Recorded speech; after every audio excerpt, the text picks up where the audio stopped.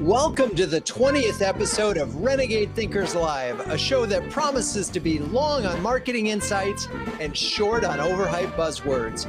We'll be drinking in the latest tactics and the coolest gin. Yep, this may be the only live marketing show that also features a gin tasting. This show is being live streamed via our friends at Restream, and if you want to drink along at home, today we're comparing two different gins, the classic Bulldog London gin and New England Sweetwater Ashuelot gin. I'm your host, Drew Neiser, live from my home studio in New York City.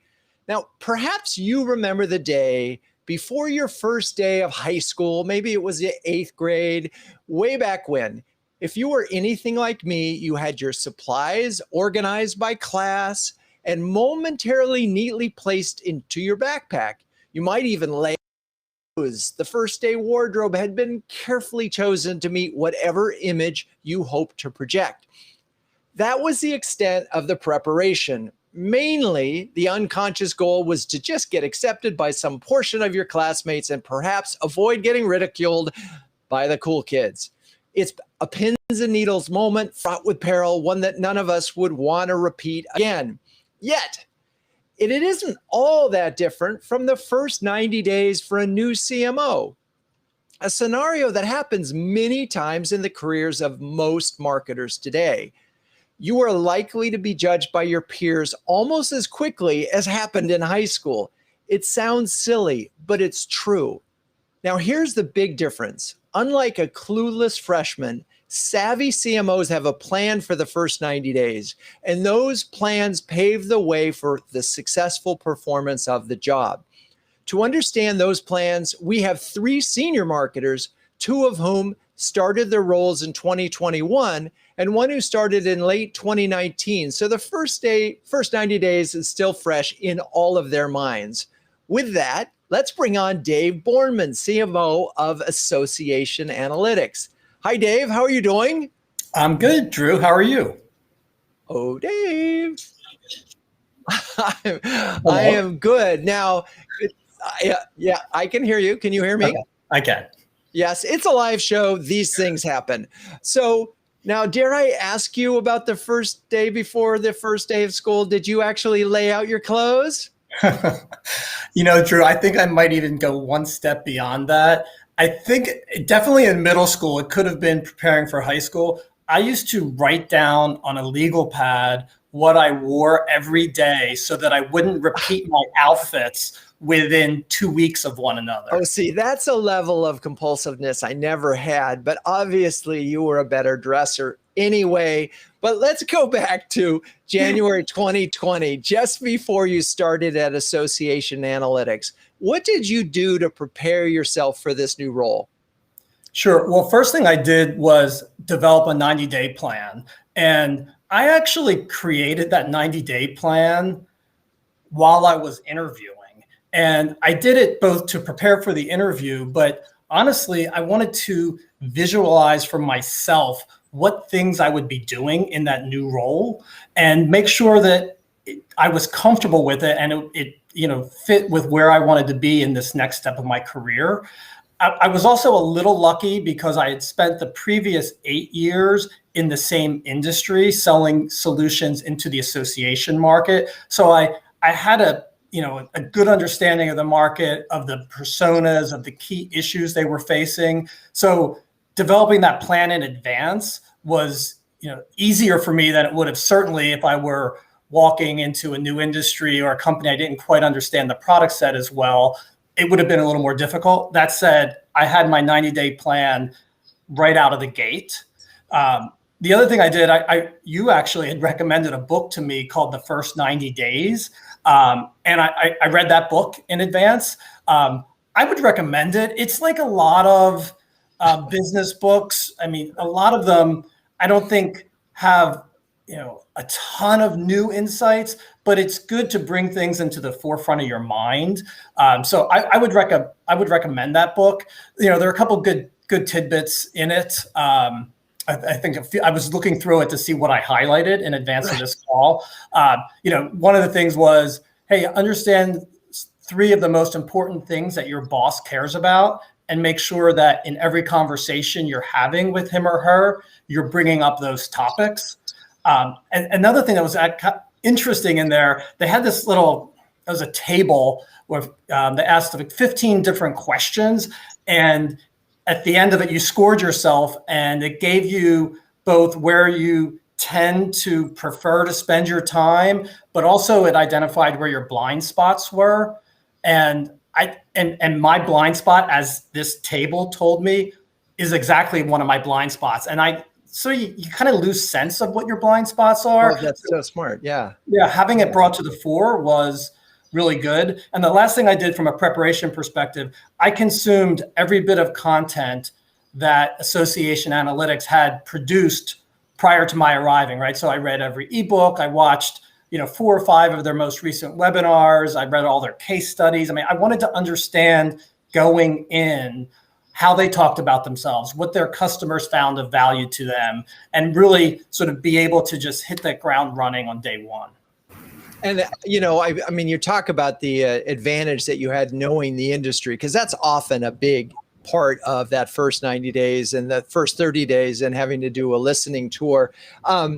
I'm wondering, and the fact that you did your 90-day plan as part of your interview process, I wonder if you had to sort of tweak it a little bit once you got in there and said, oh, it's not exactly the same. I mean, what sort of, as you started to go through that plan, did anything change? You know what? Honestly, not so much, really. Wow. Again, I mean, I definitely a unique perspective, having been in that industry for 8 years, right? I know that's unique, but when I look back both at the 90-day mark, I look back at my plan to see, okay, how do they do against this? And then even just yesterday in preparation for this call, I look back at it again, and it was a good, solid plan. I did everything that I had intended to do, and I think it, got me on a positive trajectory for my role. And so I get all of that, and I thank you for referencing the book. I certainly enjoyed it. I actually found it a really good leadership book, and going way beyond the 90 days. I just thought the way they approached and thought about business and thought about what it means to be a leader was really interesting. So I'm a bigger fan of that book than I expected to be. But I guess what I'm wondering is, understanding your boss's 3 goals, did you share any part of your plan with your boss in advance? In advance of my first day? Oh, well, or let's put it this way, first day on, and how did you? Yeah, I totally did. In our first day, I took him through the plan. Or maybe it was the second day, right? But it was definitely time measured in days. Right. And obviously I wanted to make sure, even though I was confident coming from the industry, I did want to make sure I was on base and not missing something that was important, or not understanding something about the company or product set that I thought I understood. So we went through it right out of the gate. Got it. Okay. All right. Well, let's bring in Julie Kaplan, VP of Marketing at CareMetx LLC. Hi, Julie. Hello. How you doing? I am well. How are you? Okay, let's talk about, did you lay out your clothes before the first night of school? Come on. Probably. I honestly don't remember. You're it was blocking. a time ago. Okay, fine. Let's talk about your, fast forward to your first day at CareMetx. Were you as prepared as Dave? Did you already have your 90-day plan? I did, and I read the same book recommended by you. And like you and like Dave, it seems like I am a planner. And I was brought to CareMetx to build a marketing department. So for me, there were really 2 plans to think about. The long-term plan, how to build a marketing department that generates value for the company. And then the fast start plan, what knowledge do I need to acquire to have a really well-informed plan? So I broke that up into 3 bodies of knowledge.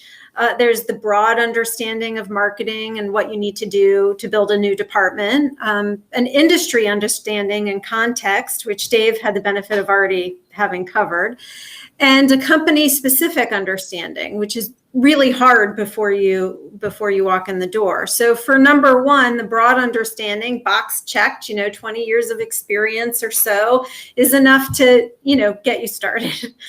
Number two, then there's the industry context. I had some of that because I've been in, the same ecosystem where CareMetx lives, but I did have some knowledge gaps. So I took note of what those were. And luckily, there were some really good analysis that were shared with me in advance of day one, so I could incorporate that into my learning. And I read as much as I could possibly think to and get my hands on. And then number three, there's the company-specific, understanding, the people-specific understanding you need to have to be successful in a company. And although there was a lot of insight I was able to glean through the interview process and from continuing conversations with my boss before I started. So by identifying the knowledge that I had and identifying the gaps in knowledge, I started day one with the 90-day plan. But a lot of that was, how do I focus my attention on getting the learning I needed to have a really great long-term plan, whatever long-term means for marketing. So a lot of planning went into that. And you had this, I love the idea of the long-term and the fast start plan. What exactly was it? How did you figure out which one you're going to spend your time on? I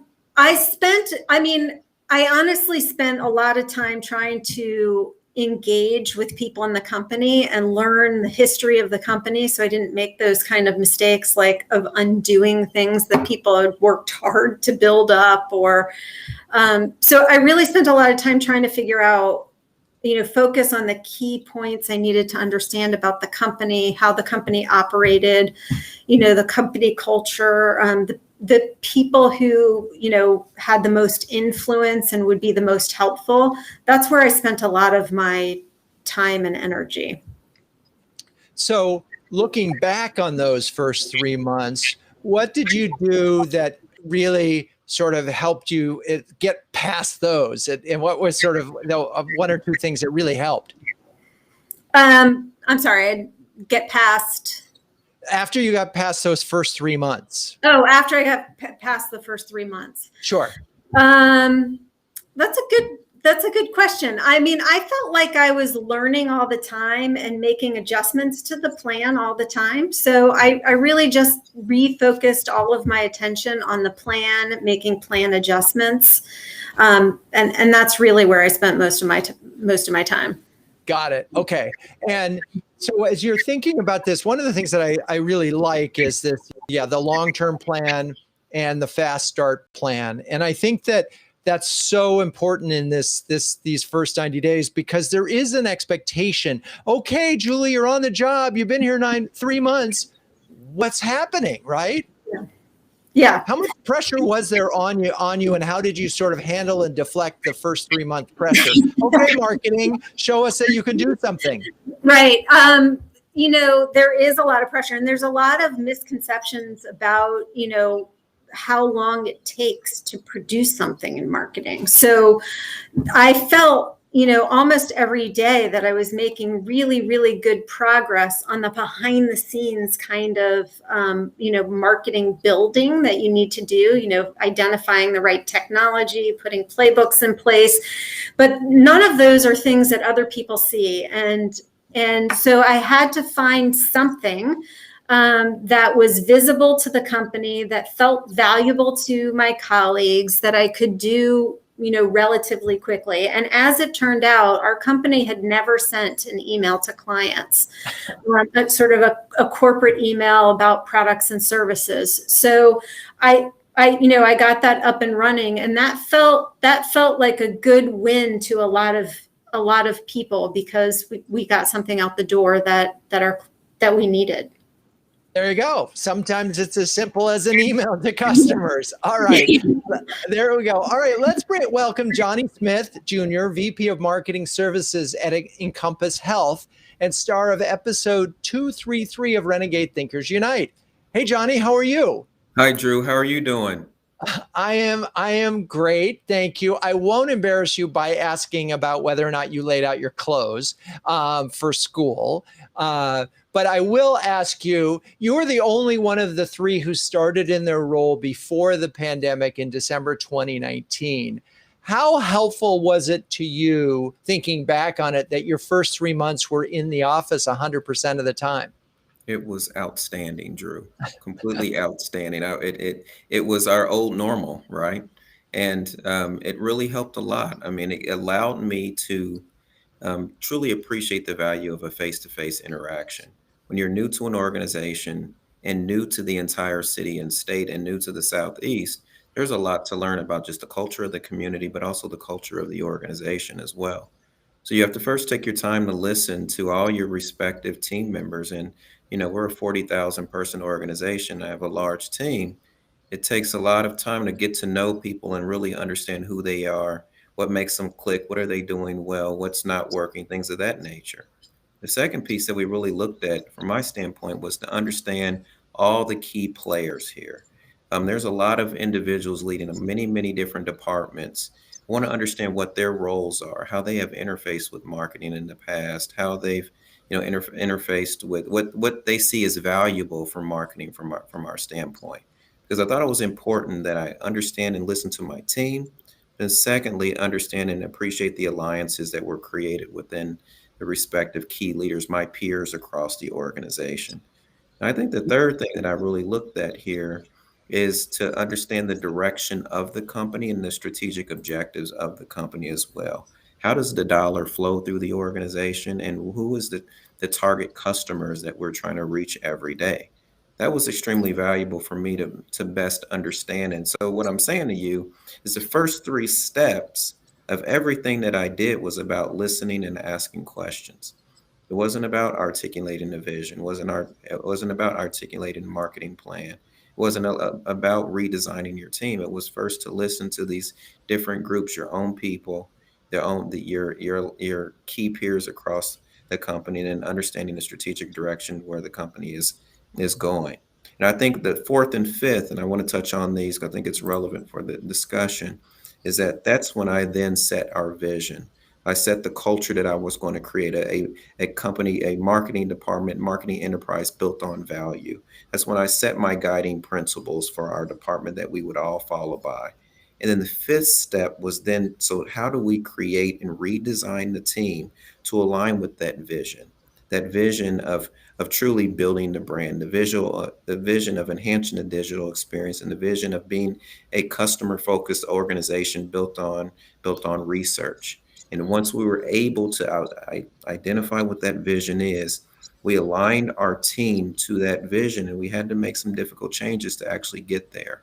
And then from here on out, it's been mostly focused on building.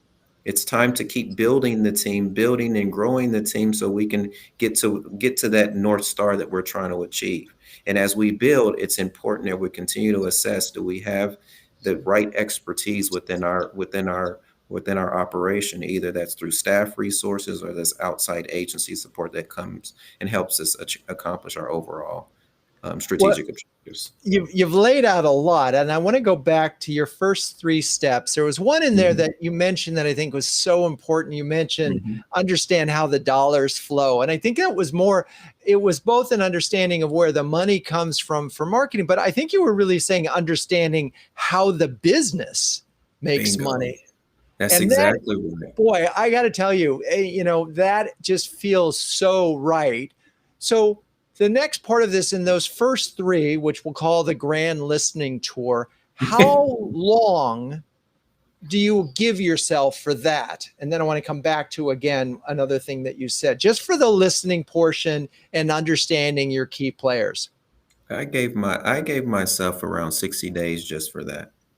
And just 60 days of all, to use your terminology, listening to our internal team, your alliances across your other department heads across the company, and then of course understanding the strategic objectives and how the money flows through the organization.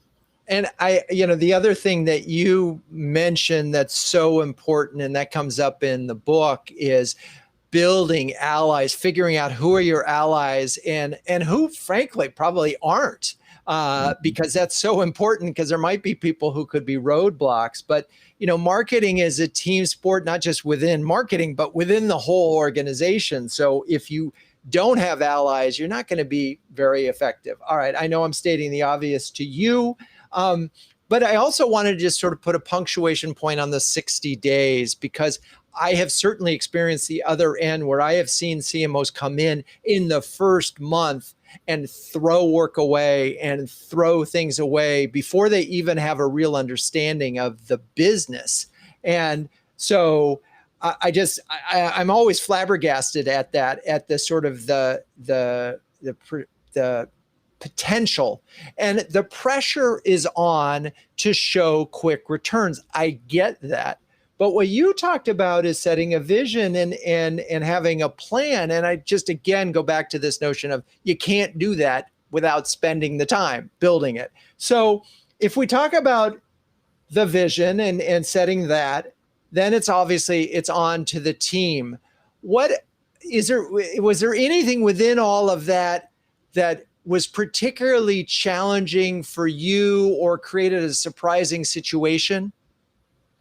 Well, I would say this is that when you're casting your vision out, sometimes it's difficult for your team to truly understand what you're actually articulating. So I took a very strategic and intentional approach on bringing people along with that, through that vision, through our guiding principles. And I spoke a lot about this in our episode 233, and you had me break them down one by one. So I don't want to go through all of them, but you can definitely watch episode 233 because it really focused on those. And it really gave people an understanding of the role that they play in the behaviors they're going to have to implement if they want to see this department for the future. This was a department that I had to build from the ground up. It was 3 different functions separated by 3 different leaders, and they brought those functions together. Well, those 3 functions still didn't make a marketing department. I had to actually create a marketing department. And it started with a marketing department based on research and understanding the business, understanding how we connect to the overall business. It wasn't a department focused on that before. It was more of a tactical solution based functions where the squeaky wheel gets the oil, right? Whoever barked the loudest, we gave them their food. And we had to change that mentality, because that's not necessarily that's value in serving a customer, but is that value in actually moving the needle on helping the company grow? And that's what marketing has to continue to do, is making certain that we're moving beyond just supporting our peers across the board. It's keeping our eye focused on who that key stakeholder group and helping them actually consume our services or our programs or our product that we're promoting. Yes, we are here to do a little bit more. We are here to be, as marketers, is to get the word out that we have a brand and we have services and all those other good things. All right, well, let's bring the rest of the Dave and Julie back. And I want to go back to this idea of early win. And Julie's already mentioned her email early win, but I'm wondering, Dave, did you think about early wins? Because you were all ready with your plan. I certainly did. And my plan, by the way, had 30 days of the listening tour as well. So I wasn't presumptuous enough to think I knew what to do. Listening was for 30 days. I just had a jump start because I'd spent time in the industry. My early win I was not planning on, but what happened is our biggest competitor was acquired by the largest technology provider in our space. And the reason they did that was to cross-sell services, right? So when that acquisition happened within just a few weeks of my arrival, that always creates tumult within an organization, right? So we knew there was going to be a period of time where they were trying to figure out how to ingest that new company. But we also knew as soon as they got through that process, they were going to probably start bundling services in and trying to get all the existing accounts to cross-sell our competitor. So we really felt like we needed to move really quickly to get some campaign out to get a hold of these customers or prospects prior to them getting swooped up with this new competitor. So we developed a 3-part email campaign and put together content assets that we thought was relevant. We knew the pain points of the people who had this technology that was part of the acquiring company. So we had all the pieces we needed, and we just ran with it. And that was probably like near the 30-day mark. My plan didn't have me doing anything until the 60 to 90-day window. So it was my listening tour, then it was developing my content plan, developing my marketing plan, developing my messaging. All that stuff kind of had to get pushed to the side, and we had to just jump in and do this campaign. We're a startup, right? There are 35 of us now. I was a marketing department of 2. And our marketing prior was just content driven and webinars and in-person events. So prior to that, the company had never run a lead gen campaign. So we jumped in, targeted these customers, ran a campaign, had the sales team started getting some responses to it. And on the weekly sales call, you'd start having some conversations where they mentioned, oh yeah, so-and-so reached out to me from that campaign. So, that's always good when you've got the sales team talking about it. Actually, I was literally just looking prior to the call. One of the people in that campaign became a customer of ours last month, which is about a 90-day sales cycle, which is really good. We're an enterprise software platform, so closing a deal in 90 days is good news. So that was a good win for us. Again, not planned at all, but just had to be responsive to what was happening in the market. Yeah, exactly. And that's really what the landscape changes, and you have to be able to, you can't say, hey, by the way, just hang out there. We'll be with you in a second. No, sometimes you just have to jump in. Yeah. Johnny, I'm curious in your case, because we talked about it's a methodical process. Where did you see, or was quick win a part of what you're thinking? Yes, it definitely was. But my quick win wasn't an actual project. It was the vision. The organization was actually looking for a strategic direction and a vision for the marketing department.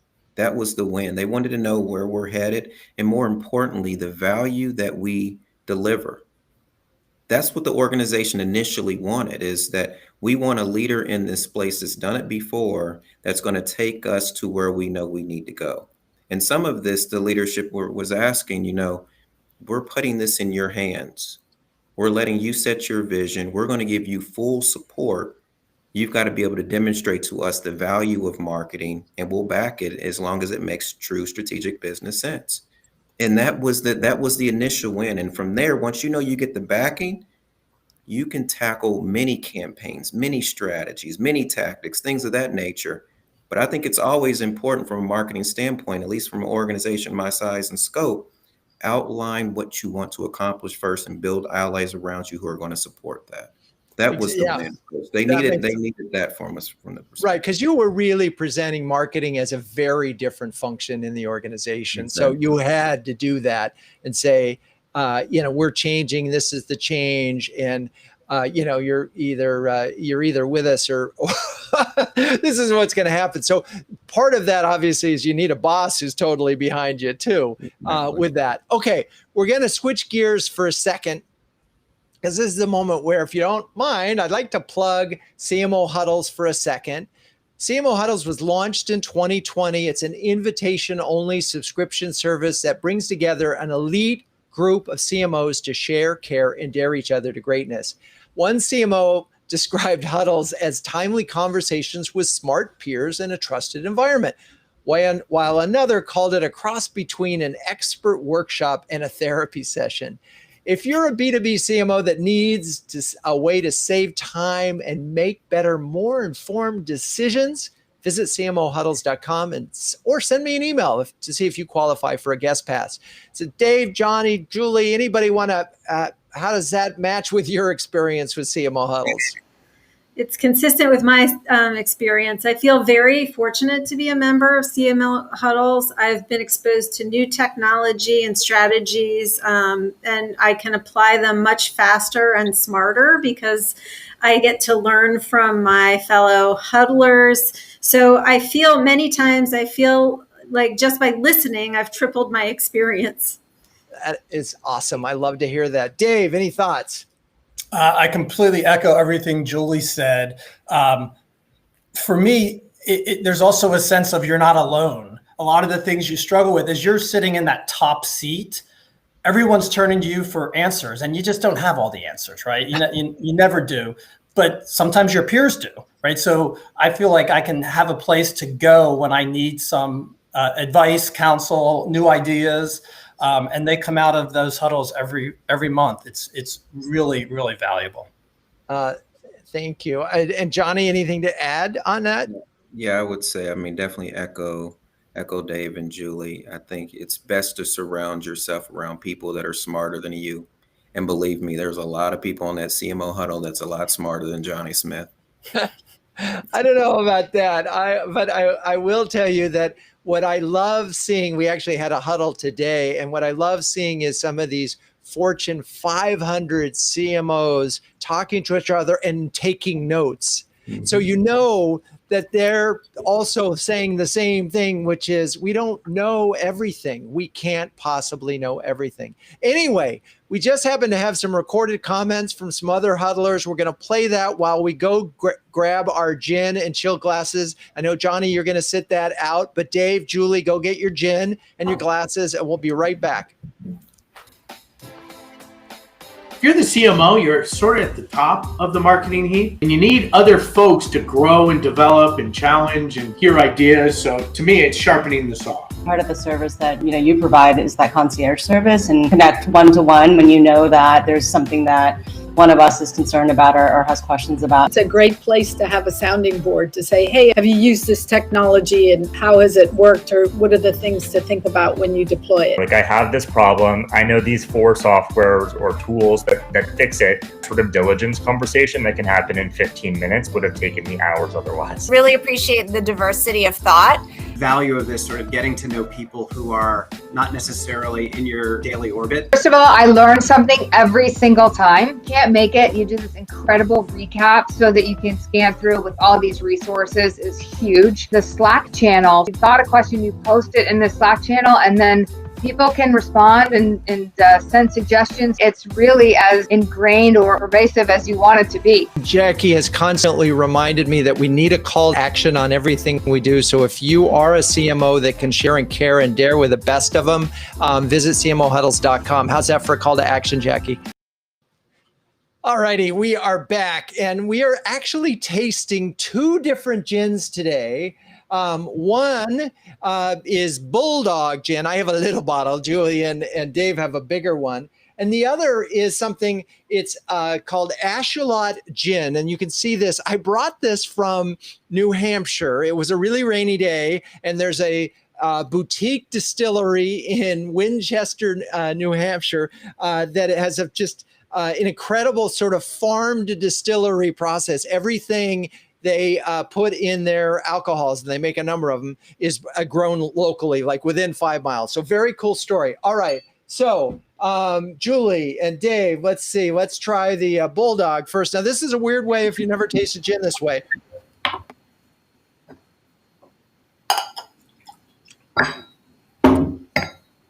Okay. Now, if I have to remember if I can taste the difference between the two.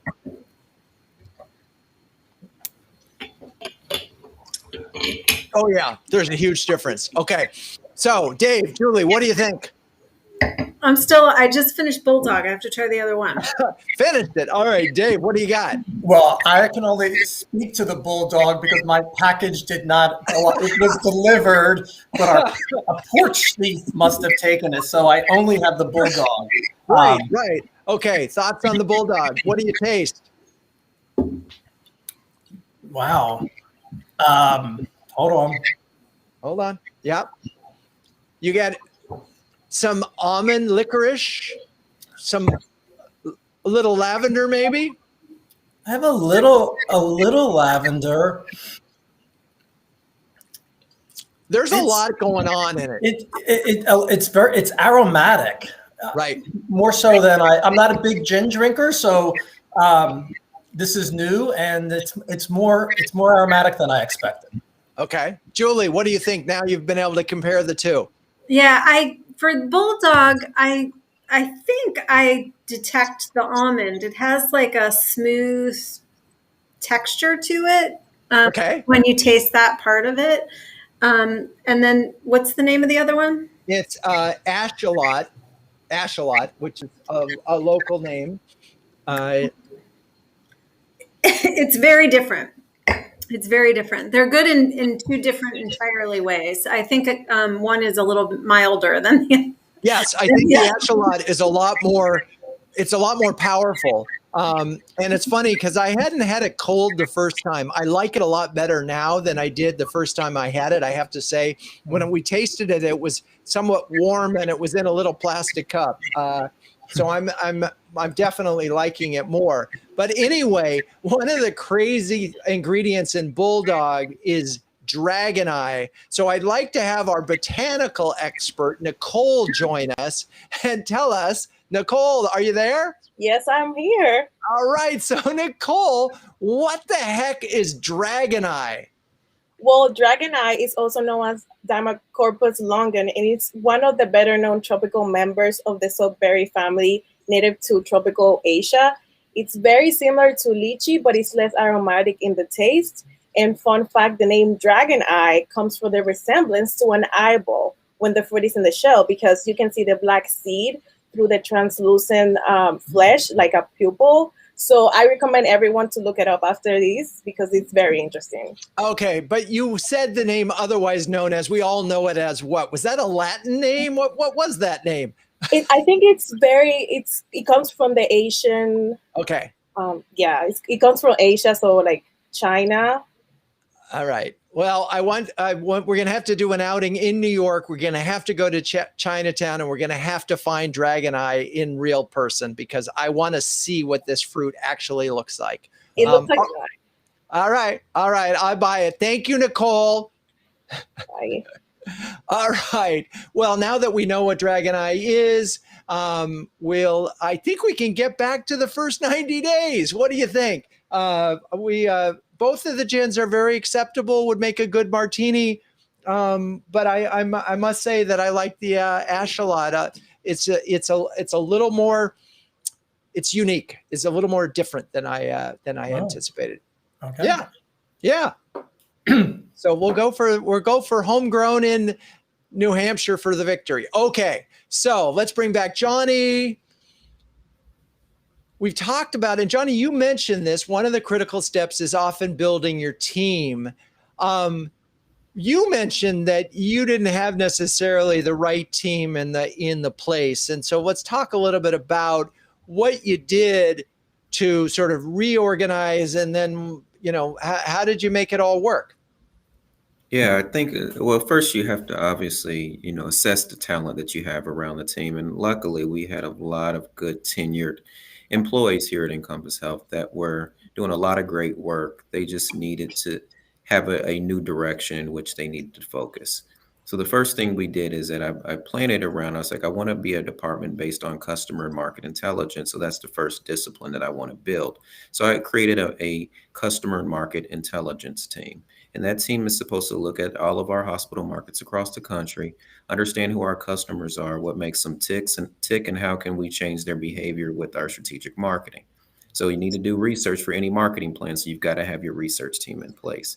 The second thing I looked at was our brand marketing team. And I went out and recruited a former colleague that I worked with at a previous health system as well to run that department.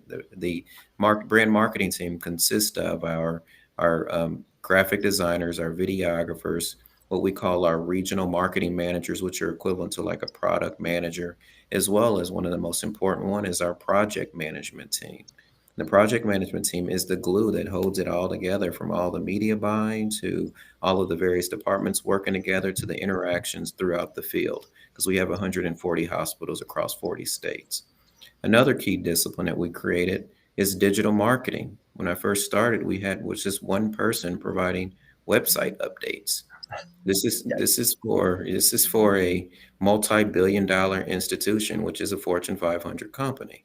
So when you think about that, you got one person on the website, you have to build that team. So I went out and recruited a digital marketer director, excuse me. And she comes from the managed care space and did a lot with the CDC, et cetera, and really gave her the freedom and flexibility to build her vision, build her team. And now we're about like 11 or 12 people for that team right now. And then we create, go ahead. I'm sorry. Well, I want to stop you for a second because I already know Julie and Dave are going, oh my God, I would love to have that kind of a team. And so I'm going to just sort of, because they're at the startup land. But for the listeners, what I want to emphasize, and this has been so in some of the interviews I've done of late, particularly with companies that do have an established budget, there's a tendency sometimes to hire junior because you want to sort of come in under budget and so forth. But the more junior you hire, the more it falls on you. And so to the extent that you can, hire as senior as you possibly can and rationalize on your budget. And so, but I'm interested now with Julie and Dave, you started out with departments of like 1 or 2. So how did you go about thinking about expanding your team, knowing that, you're not going to be able to get Johnny and build, you're not going to get 5, 6, 7 senior direct reports, but what have you been able to do so far? Well, go ahead, Julie. I'll admit I was most worried about this. We had no team in place when I started, and many of my fellow huddlers, as you mentioned, discussed the difficulty in finding great talent, specifically for the positions that I had identified that were critical to getting a startup marketing department up and running, which is marketing operations and a content developer. I'm thrilled to say that both of those positions have been filled, and they give me reason daily to be optimistic about what our small but mighty team will be able to accomplish for CareMetx. So you've been able to hire. How about you, Dave? Well, first of all, my team of 2, me and the other person, resigned after my 2 weeks on the job. So that was a little bit of a challenge. I have to say, I filled that role. Everything happens for a reason with a superstar. So I couldn't be happier. So we're a team of 2. We're hiring our 3rd right now. It's one of the hardest jobs, of course, because it's marketing ops. But where we are, I don't really need a full-time marketing ops person. So to make my hire more difficult, I really want part marketing ops experience and part digital marketing experience. And 6 months from now, there are probably going to be 2 roles, but right now I have 1 role. So I'm actively trying to find it. We have a really good candidate. I'm still looking, but it's anything with marketing ops is just hard. We talk about that in the huddles all the time.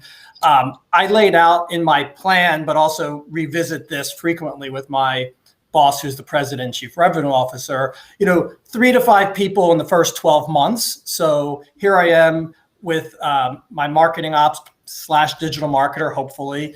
Product marketing is next, and content. I've been able to outsource content. I found a really good resource who knows the association space, was in the association space herself, and she's now is a consultant. So I've been outsourcing that, but I desperately want my own person sitting in a chair, not in the budget yet. I'm hoping that's in the January timeframe. And then that product marketing role, it's just really, really important. And that's the next one. I'm also hoping I can do that maybe first quarter of next year.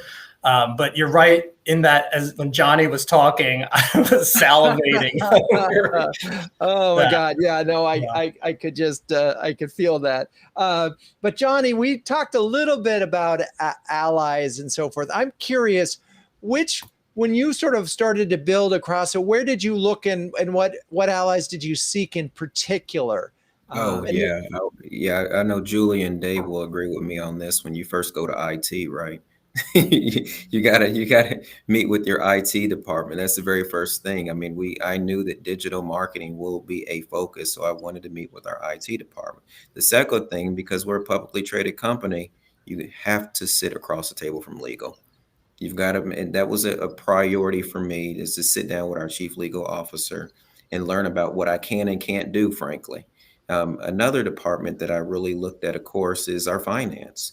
I knew I was going to be asking for a budget for this upcoming budget cycle, because I joined the organization at the end of the actual budget cycle, end of the year. So we're on a calendar year budget. So I joined at the end of the year. So the budget was already created for me when I walked through the door. So I was meeting with our finance team and planning for actually 2021, because 2020 was already allocated. So that was an interesting. And then also, because a big focus of our team, of our organization, is on growth, and it's about, setting up joint venture partnerships or growing to new markets across the country. I sat down with our development team, which is focused on a lot of mergers and acquisitions, and to best understand what their strategies are, what research they're looking at, and where we're headed for the future. So I wanted to look at the strategy. I needed to meet with our IT team, legal, and finance. Interesting. And Dave, Julie, where did you go first from an allyship standpoint? I know, again, we're dealing with small groups, but what was your first ally outside of your boss? So I focused on the people team. That's where marketing communications happened before I started. There wasn't a marketing department, but that's where marketing communications happened. And also knowing that there was a marketing department of one that would need to be tripled, it was important. It was an important relationship to establish. So I think and we want to make sure that we have a very strong corporate culture. So it was important to me, and continues to be important to me, that the messages that occur internally are pulled through every communication that we have. The product team, I wanted to make sure that we established a good, strong relationship with the product team, because we needed to have a lot of knowledge transfer from them to us. And with a relatively early stage company, there wasn't a lot of documentation. So we did need to have conversations about process and how to move information about products to us. And then, of course, the customer success team and the sales team. And to me, that those are long-term relationships that we need to maintain. Interesting. So, and a different order, and of course, it's going to depend on your organization. Dave, what was your order? Number one was sales, for sure, and that's always for me where I start. Being in marketing for as long as I have as an old person, I understand the importance of brand. I'm just launched new brand purpose, and I'm all in brand. At the end of the day, though, in B2B, it's sales, and you've got to understand what's happening within the sales channel, not just with the sales VP. He's absolutely the ally that I needed to develop first and foremost, and I'm still nurturing that relationship. Product is probably a close second, but sales, the sales executive. But for me, again, we're a startup. It's a smaller organization. We have a sales team of, I think, seven reps right now reporting into the VP of sales. I'm developing those relationships as well. I mean, I just need to know what's happening, where the rubber hits the road. And there's no better way to help me as a marketer than to understand what's happening there. So that's where I've been focusing my building of allies. Yeah, it makes so much sense. And in the case, and what was interesting, it came up in the huddle the other day about, as a CMO, you want to be able to report your numbers, and you want to go say to the board or your CEO in some special presentation, you want to say, hey, we're doing great. We're filling the pipeline. And what was so interesting is if you say that too enthusiastically, and the sales guy, then the board will say to the sales guy, so why aren't you closing? Is there a problem with sales? So this alignment with sales is so critical on every level. From a number standpoint, how you're going to measure it, what is a lead, all of these things, and getting that early on makes, is just so critical. Okay. Well, there's another expert that is always with us on this show. His name is Benjamin Franklin. And of course, this is the moment where we ask, what would Ben Franklin say? Tried to go deep on this one, so stay with me. Let us beware of every word and action that may betray a confidence in its success, lest we render ourselves ridiculous in case of disappointment. I think what he's kind of saying is, under promise, over deliver. Don't over promise and under deliver. And so in those first 3 months, we've all talked already about listening and being careful about what you say. But there is a point where marketing does have to make some commitments, but it doesn't necessarily have to be month one. And so I think that's what Franklin is confident about. Okay.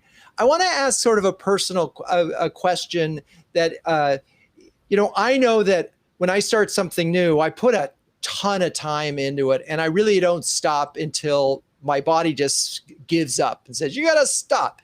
But I'm wondering, for particularly Dave and Julie, you're new on the job, you're not commuting. Are you putting in crazy hours that you might have not put in because you don't have to commute? Yes. I mean, for me, it was, there are a couple of things that are unique in my situation. One is I hadn't been working for the previous 6 months. So I was ready. I mean, I just wanted to dig in. There's so much to do. There's just so much to do. And that's really part of the reason I was hired. I knew what it looks like. I knew where we're headed. I knew what we need to do. And we just need to do it, right? So, I mean, I worked more hours in my first 90 days than I have in 20 years, to be honest. But this is the thing. I loved it. I still love it. I feel like I'm where I'm supposed to be in my career right now. So it didn't feel like work to me. I mean, okay. I was just doing it. Is it long-term sustainable? Absolutely not. I'm not working right now as many hours as I was those first 90 days, but those first 90 were out of control. Got it. How about you, Julie? Ditto. And I ask because here's part of the challenge is that when your employees see and realize that you're answering emails at 4 a.m. and that they're getting emails from you at 6 or 7 or 8 or 9 o'clock at night, unless you're clever and do send later kind of things, they're going to see that and they're going to think, oh my God, this person is a workaholic. I got to do that too. And I want to mention something that I heard in a huddle that just blew me away. Recruiters are now saying, don't use the term fast-paced environment in your ads. That's a signal to Gen Z and millennials. It's a sweatshop. And I thought that was so fascinating. Don't put fast-paced environment. Yet you are doing that. So I'm just wondering, crazy hours, unhealthy signal to your team. There may be a question in there. It could be just me ranting, but how are you doing? And Johnny, maybe you can address this now because, you're in the health world, but mental health is an issue. It's hard enough when you're working remotely. What are you doing, and particularly early on, to make sure there's a little bit of balance between your energy and eagerness and what you are asking of the team? Yeah, I think the key is that you're right, that the team is looking for you for direction, and they're going to follow the lead that you set forth. And I fell into the trap as well because we relocated to Birmingham, and for 3 months I was flying back and forth on Fridays back to my family, my wife and my two sons. So I'm sitting in this temporary housing and I'm bored out of my mind. So what do? I pull out my laptop and I start working, right? And what I noticed is that there were members of my team that saw my little green dot on through Outlook. And then they would come to work and say, I noticed you were on late last night. And what I started to do was is that I need to be mindful of that because I don't want to set that expectation that this is what you have to do.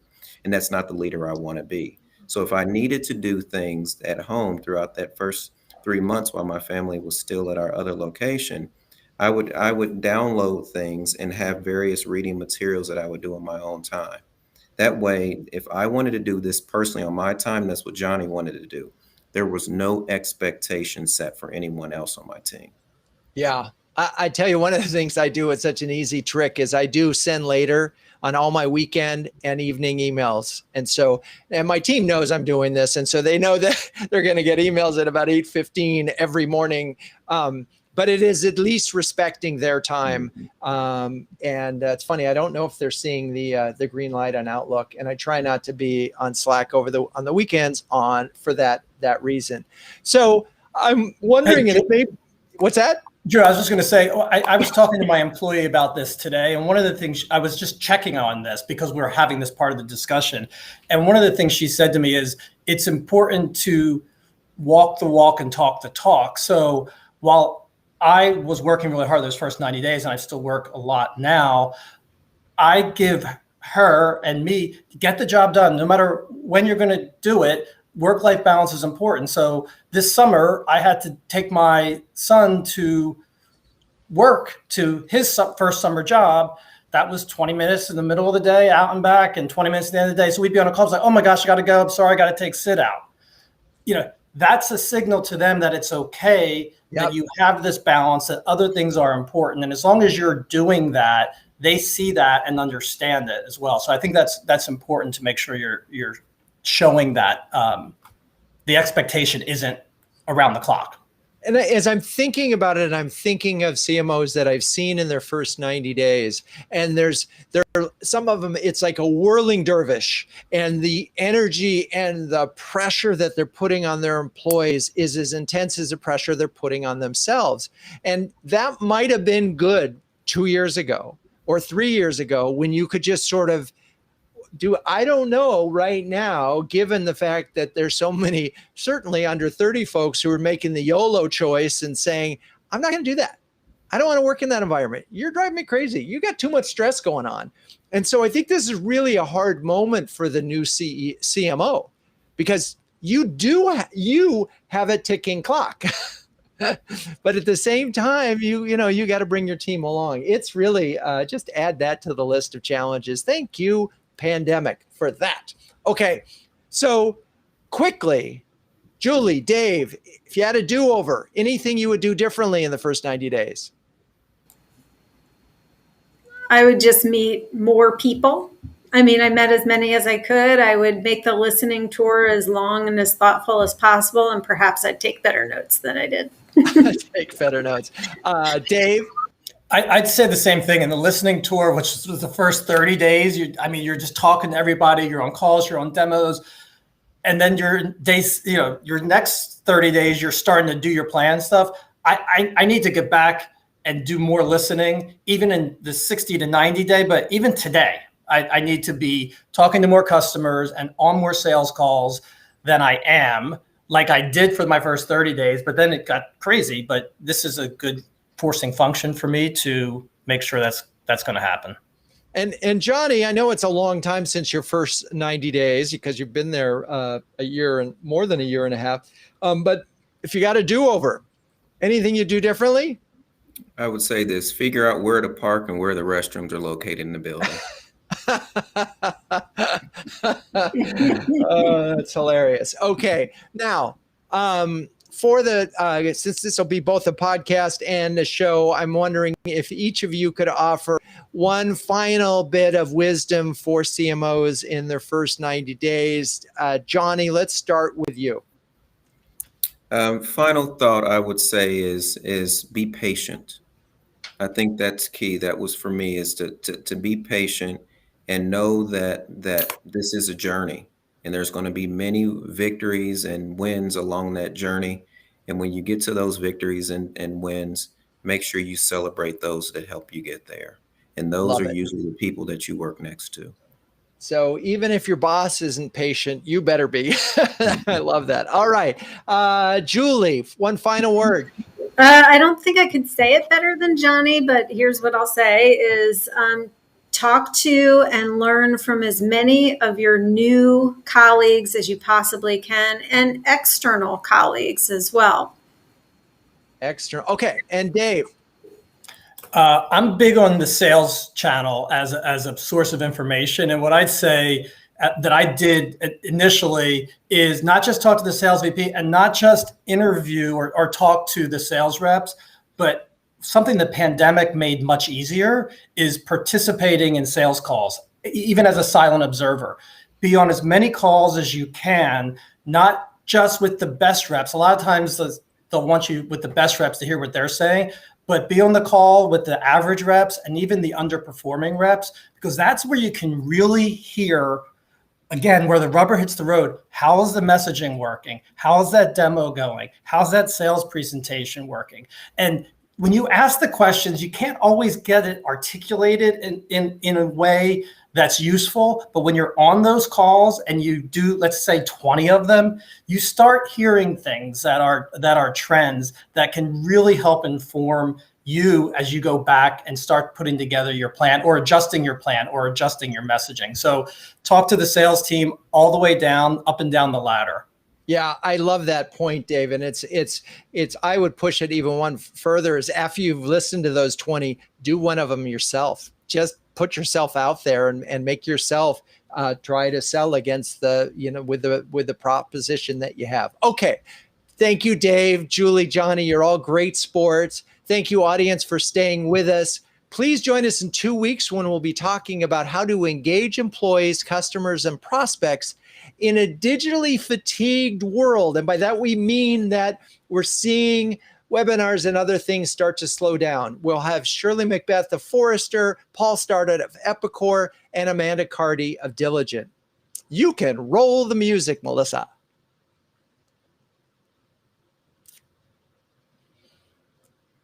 Or not. Coming soon. All right, I'm just going to sing. I'm just going to play the out.